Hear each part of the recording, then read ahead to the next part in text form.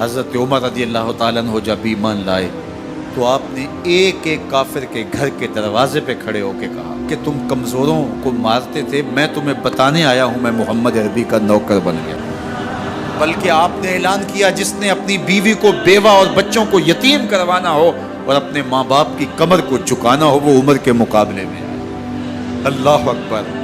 زنیرہ نامی ایک خاتون تھی، بہت کمزور،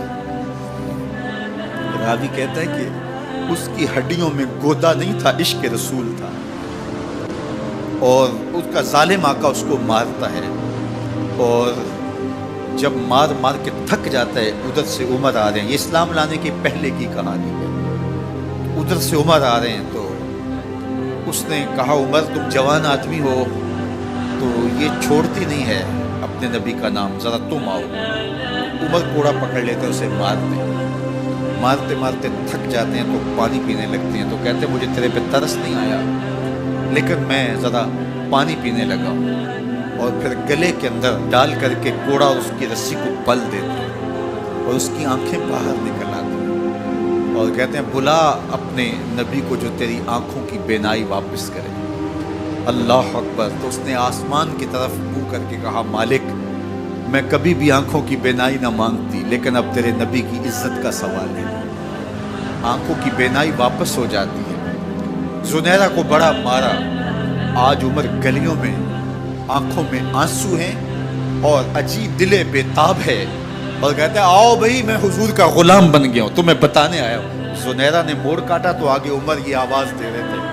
زنیرہ ایک کونے پہ کھڑے ہو کے رو کے کہتی ہے عمر تم تو بڑے اس دن جوش و غضب میں تھے اور تم مارتے ہوئے تھکتے نہیں تھے۔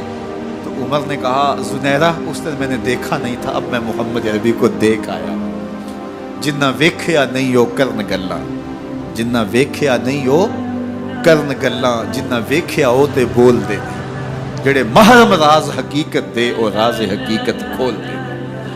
تو حضرت عمر رضی اللہ تعالیٰ عنہ ایمان لائے۔ حضرت عبداللہ ابن مسعود رضی اللہ تعالیٰ عنہ فرماتے ہیں کہ حضرت عمر کا ایمان لانا مسلمانوں کے لیے عزت کا سبب تھا، ان کا ہجرت کرنا مسلمانوں کی نصرت تھی اور ان کی خلافت مسلمانوں کے لیے رحمت تھی۔ حضرت عمر رضی اللہ تعالیٰ عنہ وہ ہیں کہ میرے حضور نے فرمایا لوگوں جب نیک لوگوں کا ذکر کرو تو میرے عمر کا تذکرہ ضرور کیا کرو۔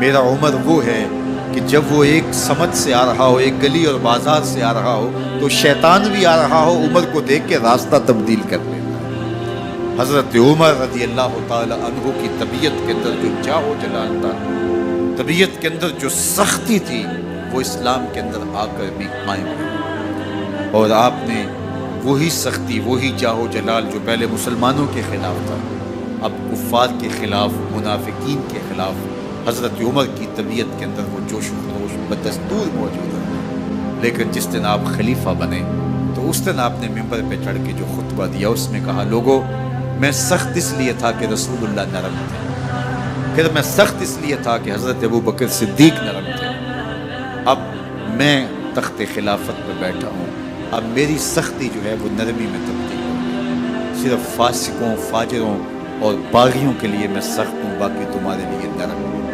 سب سے کم جو تنخواہ بیت المال سے اگر کسی وجود نے لی ہے تو وہ حضرت عمر رضی اللہ تعالیٰ عنہ، صرف 2 جوڑے لیتے تھے سال میں، اور راوی کہتا ہے کہ میں نے دیکھا ہے کہ اس میں بھی 17 پیوند لگے ہوتے تھے۔ حضرت عمر رضی اللہ تعالیٰ عنہ کا طرز زندگی، آپ کا انداز معاشرت اور آپ کا انداز خلافت، ہر لمحہ آپ کی زندگی کا اٹھا کے دیکھیے کتنی مرتبہ قرآن حضرت عمر کی رائے کے مطابق نازل ہے۔ اللہ تعالیٰ جل شانہ نے ان کو صاحب الہام بنایا تھا۔ ہر امت میں کوئی صاحب الہام ہوتا ہے، حضور کی امت کا صاحب الہام حضرت عمر رضی اللہ تعالیٰ، اور آقا کریم نے انہیں اپنا وزیر قرار دیا، فرمایا میرے 2 وزیر آسمانوں میں ہیں، 2 وزیر زمینوں میں ہیں، آسمانوں کے وزیر جبرائیل اور میکائیل ہیں اور زمین کے وزیر ابو بکر اور عمر رضی اللہ تعالی عنہما۔ ایک دن حضرت عمر بیٹھ کے رو رہے تھے تو کسی نے کہا حضرت رو کیوں رہے ہیں؟ فرمایا کہ میں اس لیے رو رہا ہوں کہ فلاں پل سے बकरियां गुजरी हैं। तो पुल के अंदर शिकस्तगी थी, टूटा हुआ था पुल दरमियान में, उसमें एक बकरी की टांग टूट गई है। तो मैं डरता हूँ कि मेरा रब ये ना पूछे कि उमर तूने पुल सही तामीर नहीं करवाए थे कि एक बकरी की टांग क्यों टूटी है।